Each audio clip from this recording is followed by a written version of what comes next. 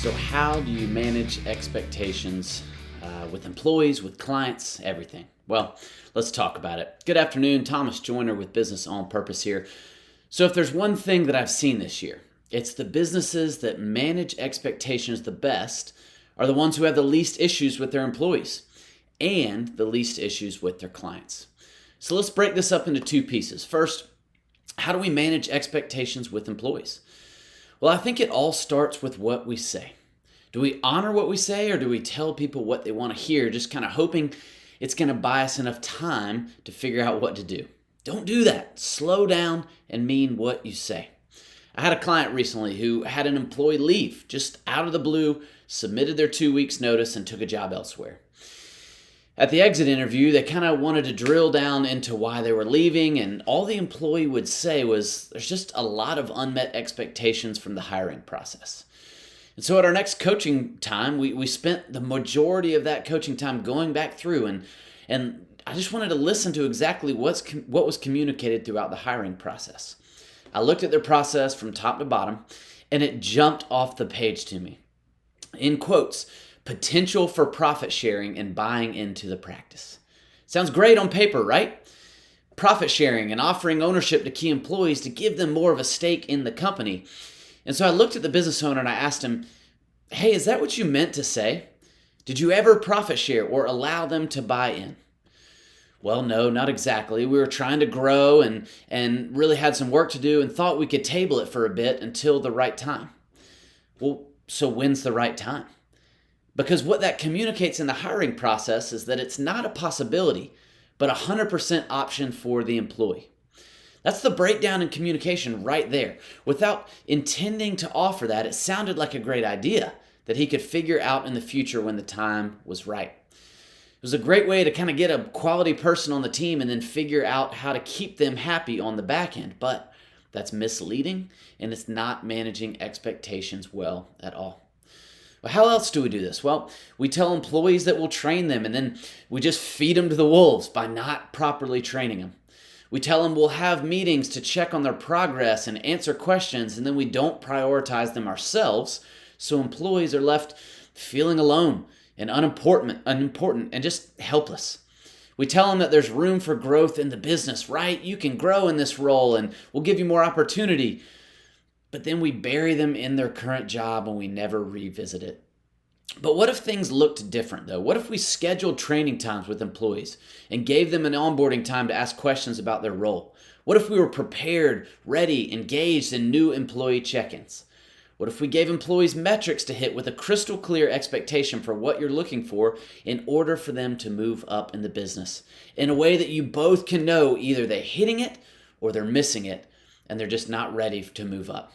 You see, I think that we're not careful about the things that we promise, which in turn gets our employees' expectations moving a direction that we never intended. Now we've got to be clear, painfully clear in the expectations that we set, and then watch the overall employee morale improve on a daily basis. They know what to expect, and it's exactly what they were looking for. So if that's how we manage it with employees, how do we manage it with clients? Well, it's the exact same way, really. Do what you say you're going to do and know what the expectations you're setting are before you put them in place. I have a friend who always feels like they're being attacked by his clients. But here's the expectations he sets, right? Every time an email pops up on his phone, he answers it immediately. Every time a voicemail is left, it's answered as soon as possible. Texts can't get to him quick enough. It's no wonder his clients get frustrated when it takes him an hour or 2 hours because he's trained them that every single time a text or a call or an email that they send him comes in, it's treated like an emergency. He's setting the expectation every single day that he's available 24/7 to them. If it's dinner time, hey, I'm going to have to go out and take this real quick. But if that's the message he wants to communicate, okay. But I'll sometimes read emails, and if they're not an emergency, I will leave them until the next morning because I want to be 100% clear in setting the expectations that I block out time for email every single morning. I can't orient my life and schedule around other people's minor inconveniences and minor emergencies. Well, they're going to leave. Well, maybe they will. But the ones that leave probably are headaches to begin with. And they're the ones that are probably not worth working with anyways. It's just not worth the dollar amount. Well, that's a really narrow-minded way of doing business, Thomas. Is it? Is it really? I mean, I want the people that I'm with face to face, mainly my family, mainly my really engaged clients, to know that I'm focused entirely on them for the entirety of the time that I'm with them. Not being distracted every single time that my phone vibrates, because it vibrates a lot, right? Emails, texts, notifications, you name it. No, I want to be fully locked in with what I'm doing at any point of the day. And so let's talk about this practically. I asked for a quote from a contractor recently, and I needed some work on my house, and they came out to inspect. And on the way out, the contractor said, "Hey, I'll send you a quote to your email." Great. Thanks. Looking forward to it. Next morning, no quote. 3 days later, no quote. Monday of the following week, I finally just called because I hadn't gotten a quote yet. They said, "Hey, just making sure you're still sending that over." "Yes, sir. I'll have it to you soon." It took 2 weeks to get the quote, and I was frustrated, right? Because zero expectations were set. So I had zero confidence in what would actually be delivered.